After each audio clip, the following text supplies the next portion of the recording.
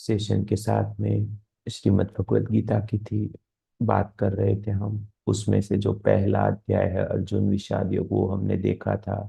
उसमें हमने जाना था कि कैसे अर्जुन खुद के सगे संबंधियों से लड़ने में डर जाते हैं और अपने हथियार नीचे डाल देते हैं।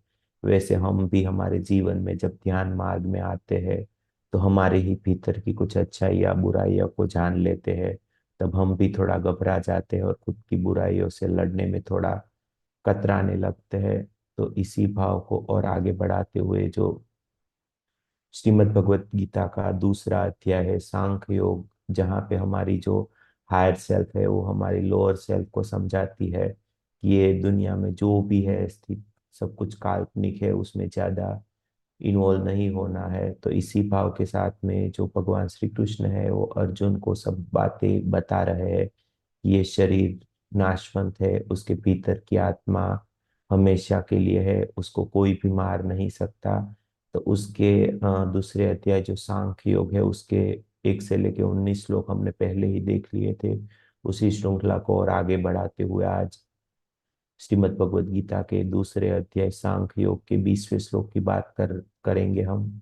उसमें बताया गया है, न जायते म्रियते वा कदाचिन्नायं भूत्वा भविता वा न भूयः अजो नित्य शाश्वतोयम पुराणो न हन्यते हन्यमाने शरीरे।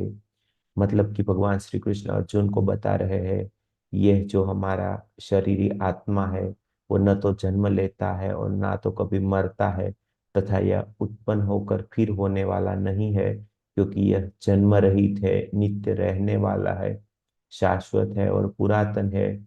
वो शरीर के मरने के बाद भी ये शरीरी आत्मा कभी नहीं मरता है।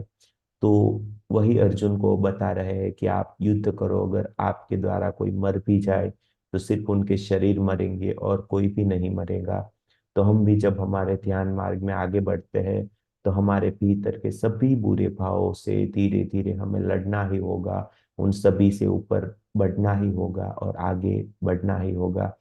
तो हम भी हमारे जीवन में जो कुछ भी बुरे भाव है वो सभी से लड़के धीरे धीरे आगे बढ़े, कॉन्शियस रहे, खुद को होश पूर्वक रखने का प्रयास करे, जो भी काम करे उसमें कॉन्शियस रहे।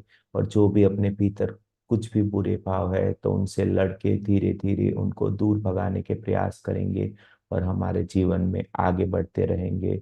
देखेंगे कि हमारे द्वारा मन वचन कर्म से किसी भी को दुख या हानि ना पहुंचे और हम भी खुश रहे, बाकी लोगों को भी खुश रखने का प्रयास करेंगे।